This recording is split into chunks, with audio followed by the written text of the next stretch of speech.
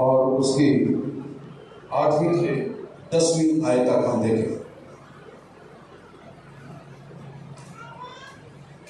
पैदाइश 3 बाब 8 से 10 आयत। और उन्होंने खुदा की आवाज़ जो ठंडे वक्त बाग में फिरता था सुनी, और आदम और उसकी बीवी ने अपने आप को खुदा के हजूर से बाग के दरख्तों में छुपाया। तब खुदा ने आदम को पकड़ा और उससे कहा कि तू कहाँ है? उसने कहा, मैंने बाग में तेरी आवाज़ सुनी और मैं डरा क्योंकि मैं नंगा था और मैंने अपने आप को छुपाया। और 11वीं आयत में पढ़ लेते हैं। उसने कहा, तुझे किसने बताया कि तू नंगा है?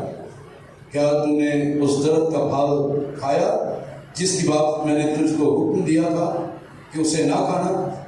आदम ने कहा, जिस औरत को तूने मेरे साथ किया है उसने मुझे उस दरख्त का फल दिया और मैंने खाया। तब खुदा ने औरत से कहा कि तूने ये क्या किया? औरत ने कहा कि सांप ने मुझे बहकाया तो मैंने खाया। खुदा इस कलाम के वसीला से हम तमाम को खुदा बड़ी बरकत बख्शे। अब मेरे से जो हमने इन आयात में से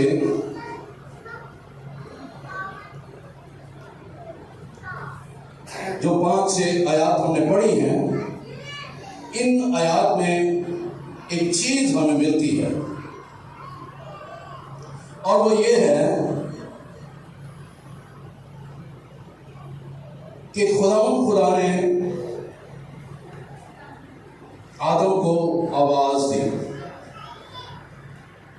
तब खुदा ने आदम को पुकारा और कहा कि तू कहाँ है? Adam, where are you? तू कहाँ है? आज हम सीखेंगे कि खुदा आज भी बनी नौ इंसान को पुकारता है। आज भी खुदा बनी नौ इंसान की तलाश में है, उसकी तलाश कर रहा है, उसको ढूंढ रहा है, उसको पुकारता है। और अब जबकि जो हमने इन आयात का मुतालिया किया है, हमने इनको पढ़ा है, हमने सुना है कि खुदा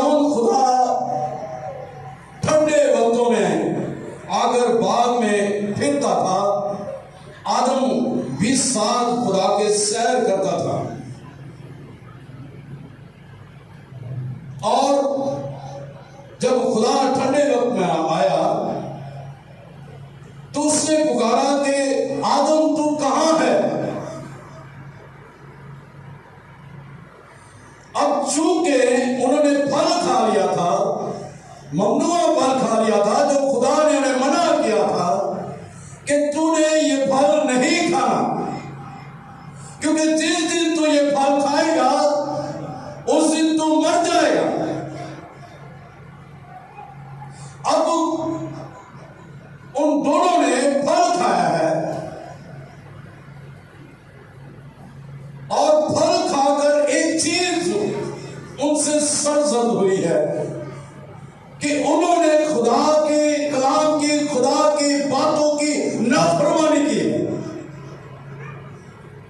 नाफरमानी का गुनाह किया है। और मेरे अज़ीज़ों, यहां पे मैं आपको ये बात बताना चाहता हूं कि नाफरमानी इंसान को नंगा कर देती है, नाफरमानी इंसान को रसवा कर देती है, नाफरमानी इंसान को इंसानों से, खुदा से दूर ले जाती है। नाफरमानी की वजह से रिश्तों में दरार पैदा हो जाती है। नाफरमानी की वजह से रिश्तों में मोहब्बत जो है वो ठंडी पड़ जाती है। नाफरमानी की वजह से जो जिंदगी में एक दूसरे का एहसास होता है वो और यही बात इन दोनों से हुई। इन दोनों ने नाफरमानी की। खुदा ने मना किया कि ये बाग के सारे दरख्तों का फल तुम खा सकते हो, लेकिन जो दरमियान में उनसे ना खाना।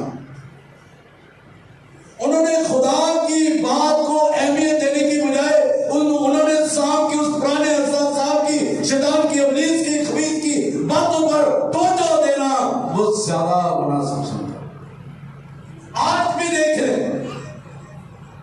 बच्चे जो हैं, शागिर्द जो हैं, वो अपने उस्तादों की बात की नाफरमानी करते हैं। बच्चे अपने माँ बाप की नाफरमानी करते हैं। उस्ताद माँ बाप जिस बात से मना करता है वो बात वो जानबूझकर वो करते हैं। या तू मना किया है असी करा, तू इंज किया है तो मैं इंज करा। वो करते हैं, नाफरमानी करते हैं। इन्होंने भी ऐसा किया। अब आगे आखिरी आयत में उसने कहा आदम तूने क्या किया? उसने कहा जो तूने औरत मेरे साथ रखी उसने खाया और मुझे भी दे दिया। और औरत से कहा, उसने कहा मुझे सामने लगा दिया। अब गलती नहीं मान रहे, अब एक दूसरे पे थोप रहे हैं। जब इंसान नाफरमानी की वजह से नंगा होता है, रुस्वा होता है, तो फिर दूसरों पर इल्जाम लगाना शुरू कर देता है।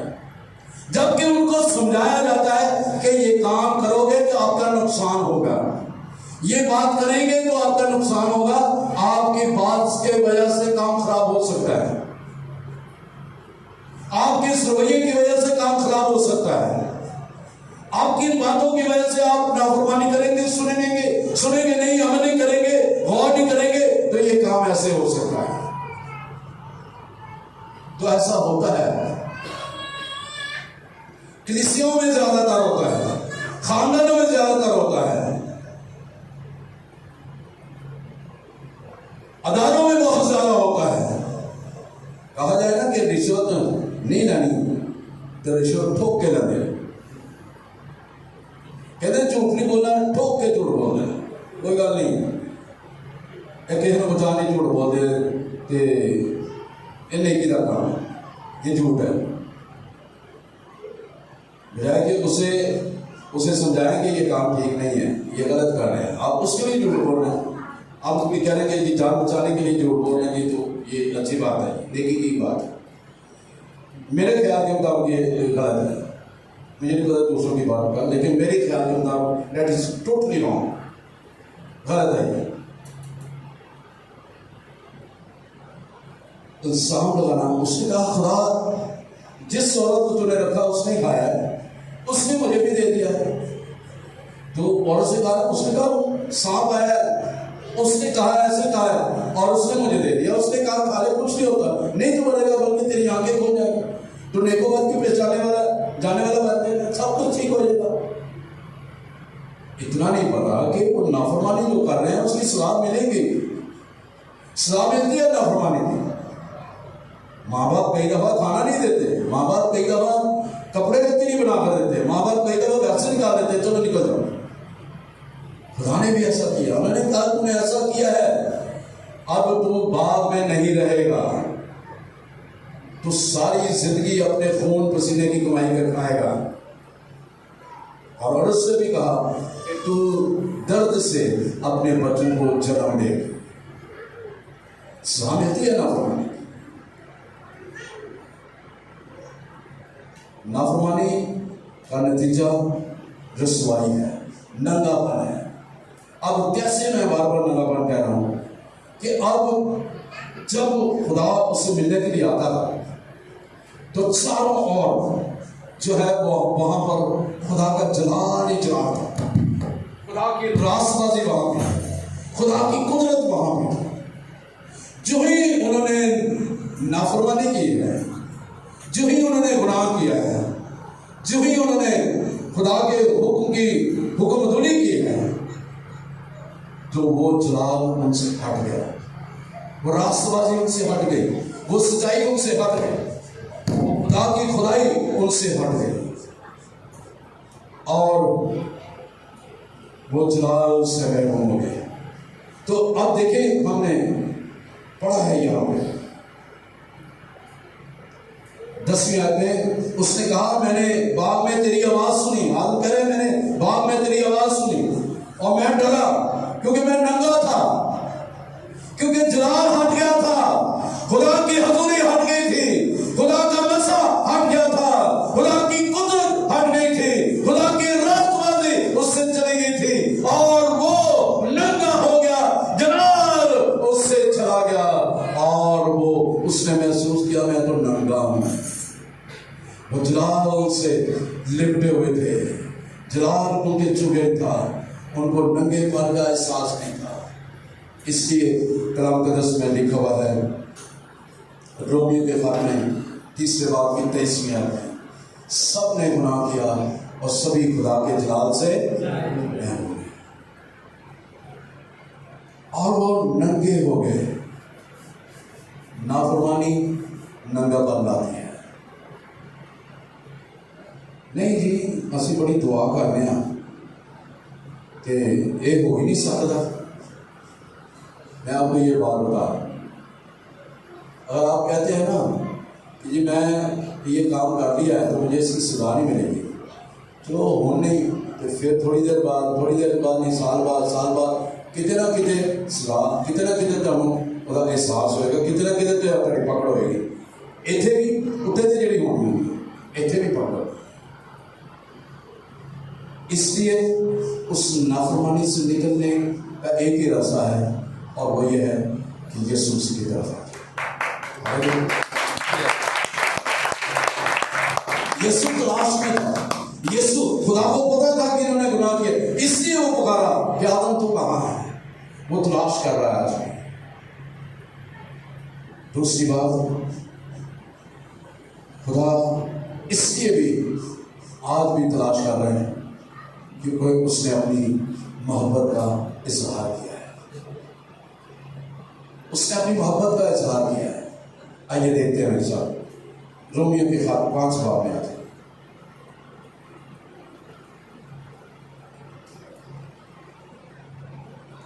रोमियो 5 बाब और उसकी 8वीं और 9वीं आयत।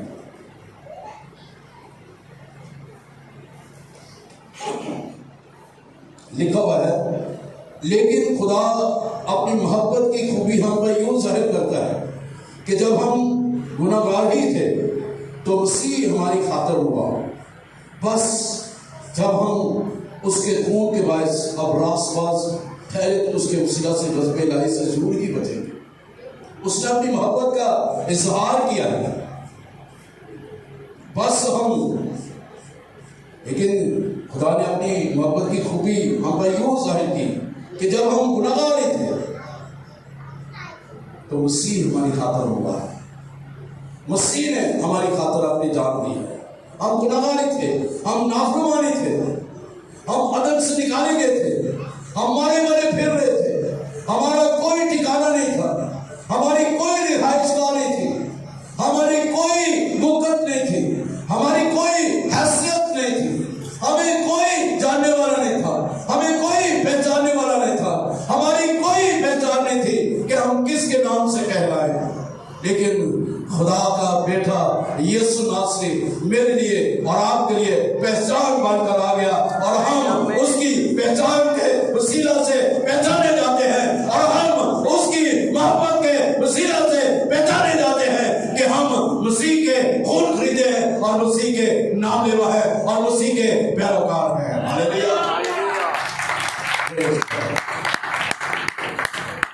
उसने मेरी और अपनी खातिर जो है मसीह का दुख भी सहा है, मेरे लिए वो आपके लिए हुआ है। यकीनन खुदा इंसान को जिसको उसने अपनी सूरत पर बनाया है और उसको बनाकर उसने अपनी रूह उसके अंदर रखी, अपना इख्तियार उसे दिया कि तुम फलो और बढ़ो और ज़मीन को मामूलो मामूल करो। रंजीदा था, वो बहुत रंजीदा था, उनको बहाल करने के लिए उसने अपने बेटे यीशु को भेजा। हम गुनाहगार थे, उसका बेटा आ गया ताकि वो हमें बहाल करे, हमारे गुनाहों को माफ़ कर दे उस नाफरमानी से हमें निकाल दे।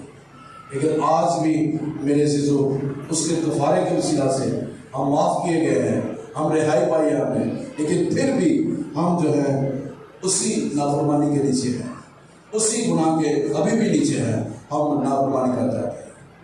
आइए हम उस नाफरमानी से निकलने के लिए अपने आप को खुदा के ताबे कर दीजिए, ताकि मैं और आप उसकी ताबेदारी में रहते हुए उसके जलाल में आगे बढ़ें, उसकी कुदरत में आगे बढ़ें, ताकि वो हमें हमेशा अपनी कुदरत में रखे। वो हमें आज भी तलाश कर रहा है ताकि हम जहन्नम की आग से बच जाए। पहली बात, वो आज भी हमें तलाश कर रहे हैं कि हम दोबारा अदब में बहाल हो जाए। इसलिए उसने जो है वो अपने बेटे को भेज दिया ताकि वो मेरा और आपका फतह है। वो आज भी तलाश कर रहा है ताकि हम जहन्नम की आग से बचें। लूका तबीब की मार्फत लिखी गई अंजील में हम देखते हैं उसके 19वें बाब,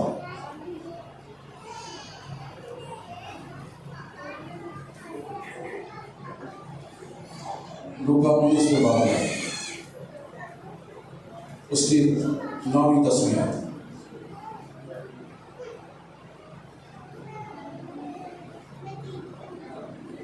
लिखा हुआ है, यीशु ने उससे कहा कि आज इस घर में निजात आई है। जब यीशु आ जाता है, जब यीशु तलाश करना शुरू कर देता है, जब यीशु जिंदगी में आ जाता है, जब उन घरों में आ जाता है, उस दिन में आ जाता है, उस रूह बदलजान में आ जाता है, तो फिर जहन्नम की आग से हम बच जाते हैं। यीशु ने कहा आज इस घर में निजात है, इसलिए कि ये भी इब्राहिम का बेटा है। इस घर में निजात आई है। आपके दिल में, आपके घर में, आपकी जिंदगी में आज निजात आई है, क्योंकि आप भी इब्राहिम के बेटे और बेटियां हैं। इसलिए क्योंकि आपने यीशु को कबूल किया है, इसलिए क्योंकि आपने यीशु को पहचाना है, आप यीशु के पीछे हो लिए हैं। यीशु ने आपकी तलाश की है, यीशु ने आपको ढूंढा है, यीशु ने आपको ढूंढकर अपना नाम आपके माथे पर लिखा है, आपके दिल की तख्ती पर सुनहरी हरूफ में यीशु मसीह का नाम लिखा है कि वो बादशाहों का बादशाह, खुदा बदलों का खुदा है। और 10वीं आयत में लिखा है, क्योंकि इब्न आदम खोए हुओं को ढूंढने और निजात देने आया है। वो खोए हुओं को ढूंढने और निजात देने आया, जो खो गए थे, गुनाह में अदब में खो गए थे। आहिस्ता आहिस्ता जब बाहर निकलते गए, वो खोते गए और वो गुमराह होते गए और बहाली उनकी जिंदगी में नहीं थी। खुदा ने अपने बेटे यीशु को भेजा और यीशु आज भी तलाश करता है।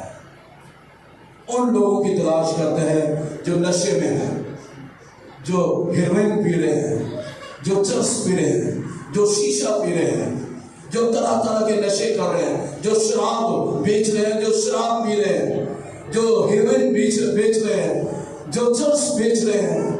खुदा आज भी उनकी तलाश कर रहा है। खुदा आज भी कहता है, मेरे बेटे मैंने तेरा फिदिया दिया है, ऐ मेरी बेटी मैंने तेरा फिदिया दिया है, ऐ मेरे बेटे मैं तेरे लिए सलीब पर मरा हूं। मैंने इसलिए कहा कि तू आज ही मेरे साथ फिरदौस में होगा, जब तू मुझे पहचानेगा, क्योंकि मैं तुझे तलाश कर रहा हूं। मैंने तुझे ढूंढ लिया है, मैंने तुझे ढूंढ लिया है कि तू चर्च के पास रहता है, तू चर्च के पास रहती है, तू थोड़े से फासले पर रहता है, रहती है, तू थोड़ा सा और हटकर रहता है, तू थोड़ा सा मेल में रहता है, लेकिन मैंने तेरी तलाश की है। मैं चाहता हूं कि तू बाहर हो, मैं चाहता हूं कि तू चर्च में आए, मैं चाहता हूं कि तू मेरे साथ रफाकत रखे, मैं चाहता हूं कि तू कलाम का मुताला करे, मैं चाहता हूं कि तू कलाम को अपने अंदर ले, मैं चाहता हूं कि तू मेरे साथ रफाकत रखे, मैं चाहता हूं कि तू जहन्नम की आग से बच जाए। इसलिए मैं खोए हुओं को ढूंढने और निजात देने आया हूं, ताकि तुम हमेशा की जिंदगी पा सको। Hallelujah, hallelujah. खुदा आज भी तलाश कर रहा है मेरे अज़ीज़ों। इसलिए उस डाकू ने भी जब पहचान लिया कि मैं तो जहन्नम की आग में जा रहा हूँ, निजात दहिंदा तो मेरे पास है, बचाने वाला तो मेरे पास है। उसने कहा है यीशु जब तो अपनी बादशाही में जाए तो मुझे जरूर याद रखना। फिर यीशु ने कहा कि मैं तुझसे सच कहता हूँ कि आज ही तो मेरे साथ फिरदौस में होगा। Praise God. एक और हवाला है लूका 16 बाब में। हम देखते हैं यहाँ पर वो अमीर शख्स की और गरीब नजर, दौलतमंद आदमी है और गरीब नाज़र है। दौलतमंद आदमी जो है अमीर कपड़े पहनता है, अच्छा पहनता है, अच्छा खाता है, खुशी मनाता है, शान शौकत से रहता है। और नाज़र जो है गरीब शख्स जो है नसूलों से भरा हुआ है और उसके दरवाजे पर पड़ा रहता है। और एक वक्त आता है तो वो दोनों मर जाते हैं। गरीब जो है उसे फरिश्ते उठाकर इब्राहिम की गोद में ले जाते हैं और दौलतमंद को वो दफन कर देते हैं। वो आलम अरवा के दरमियान अज़ाब में मुब्तला होता है और वो अपनी मुब्तला होकर अपनी आंखें उठाता है। अपनी आंखें उठाकर देखता है कि लाज़र जो है वो बाप इब्राहिम की गोद में है। अब बाप इब्राहिम की गोद ये नहीं कि उन्होंने गोदी च चुकिया है इब्राहिम ने, इसका मतलब है कि उसके पहलों में है, उसके साथ है बाप, उसके साथ वो बैठा हुआ है। तो अब जो है यहाँ पे वो कहता है, पुकार को कहता है बाप इब्राहिम मुझ पर रहम कर कि लाज़र को भेज के अपनी उंगली का सिरा पानी से भिगो कर मेरी जुबान तर कर, क्योंकि मैं प्यासा, मैं तड़पता हूँ। इब्राहिम कहता बेटा याद करके तू अपनी ज़िंदगी में अपनी अच्छी चीज़ें लेकर ले चुका और इस तरह गरीब लाज़र बुरी चीज़ें, अब वो यहाँ तसल्ली पाता और तो तड़पता है। अब मेरे अज़ीज़ों, मैंने और आपने देखना है मैं और आप कैसी ज़िंदगी बसर कर रहे हैं, किस तरह की ज़िंदगी बसर कर रहे हैं, ताकि हम उस अजाब से बच सकें, उस हमेशा की आग से बच सकें, ताकि मैं और आप खुदा के उस अजाब से बच सकें। खुदा चाहता है कि मैं और आप खुदा के बेटे यीशु को कबूल कर लें, तौबा कर लें, इकरार कर लें। गो हम निजात याफ्ता भी हैं, गो हमने बपतिस्मा भी लिया है, गो हमने तौबा भी की है, गो हम चर्च भी जाते हैं, गो हम शहरवानी में भी हिस्सा लेते हैं, गो हम जो है वो हर रोज़ कलाम भी पढ़ते हैं, गो हम हर रोज़ दुआ भी करते हैं, गो हम हर रोज़ गैर ज़बान में प्रस्तिश भी करते हैं, दुआ भी करते हैं, लेकिन हमसे गलतियाँ सरजद हो जाती हैं और वो गलतियाँ वो कोताहियाँ कहीं हमें अज़ाब में डाल दें। इसलिए ज़रूरत है कि मैं और आप उस अज़ाब से बचने के लिए अपनी ज़ुबान का कंट्रोल करें, गालियाँ न दें, गुनाह न करें, देखने में गुनाह न करें, हाथों से गुनाह न करें, ज़ुबान से गुनाह न करें, कानों से गुनाह न करें, चलने से गुनाह न करें, बोलने से गुनाह न करें, किसी भी तरह से कोई गुनाह न करें, ताकि हम जहन्नम की आग में न डालें।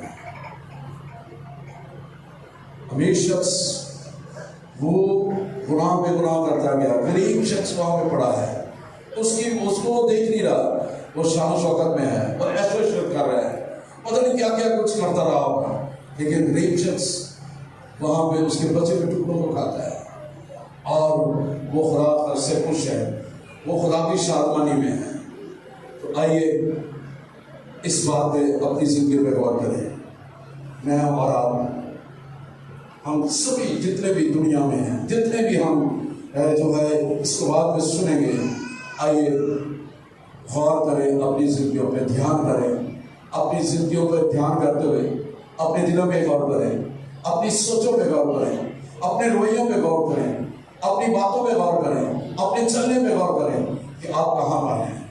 आइए अपने आप को संभालें, जहन्नम की आग से बचने के लिए अपने आप को खुदा के करीब लेकर आए, खुदा के कलाम को पढ़ें, खुदा के कलाम का लिहाज करें और खुदा के कलाम को अपनी ज़िंदगी का हिस्सा बनाएं। ये ना हो कि जब मैं और आप उसके करीब आएँ तो अब वो हमें कहे कि मेरी नज़रों से दूर हो जाओ, तो मैं तुम्हें नहीं जानता। आइए उन अल्फाज से बचने के लिए, उस जहन्नम की आग से बचने के लिए आज भी खुदा यीशु मेरी और आपकी तलाश कर रहा है। आइए उस में हम खो जाए, यीशु में खो जाए, ताकि उसका जलाल हमारी जिंदगी में कसरत से काम करे। आइए अपने सिरों को झुकाएं, ताकि हम जो वो हमें तलाश कर रहे हैं, जो वो हमें ढूंढ रहा है, जो वो चाहता है कि मैं और उसके साथ, मैं और आप उसके साथ जुड़े रहें, पेवस्त रहें, ताकि हम भी उसके साथ उसकी रासबाजी में शामिल हो जाएं। और जिस तरह वो खून से छिपती हुई पोशाक पहने हुए है, जिस तरह वो रासबाजी का लिबास पहने हुए हैं, जिस तरह वो खुदा का बड़ा जिम्मा है, और जिसके पास इख्तियार है कि वो मेरे और आपके नाम खुदा बयान लिखते हैं। आइए हम उस बादशाह के हजूर अपने आप को झुकाएं, अपने आप को उसके हजूर ले आएँ और उस नाफरमानी से निकलें जो आदम और हवा ने की है, ताकि हम नंगे ना होते जाएं। और नंगेपन से बचने के लिए आइए अपने आप को खुदा की जलाल में आगे, क्योंकि जब यीशु मसीह को जब पकड़वाया गया, जब यीशु मसीह को पकड़ने लगे, तो उनमें से एक शख्स था, लिखा हुआ है कुरान कदस में, एक शख्स था, जब उसको भी पकड़ने लगे तो लिखा हुआ है वो अपनी चादर को छोड़कर वो भाग गया। और मैं समझता हूँ कि वो चादर उसका जलाल था, वो भी उस जलाल को छोड़कर भाग गया और उस कुदरत को छोड़कर भाग गया, और वो भी जो है वो दूर चला गया। आइए अगर मैं और आप उस जलाल से महरूम हैं, उस मोहब्बत से महरूम हैं, उस कुदरत से महरूम हैं, दोबारा हम अदम में आना चाहते हैं, तो आइए उस नाफरमानी से निकलें और खुदा के हजूर चलें, क्योंकि खुदा आज भी मेरी और आपकी तलाश कर रहा है कि हम दोबारा उस अदम में जाएं। आइए अपने सिरों को झुकाएं और इस पर बात करें, और खुदावंद इस्लाम की वजह से हम तमाम को खुदा बड़ी बरकत बख्शे। और आइए अपने सिरों को झुका कर इस पर गौर करें।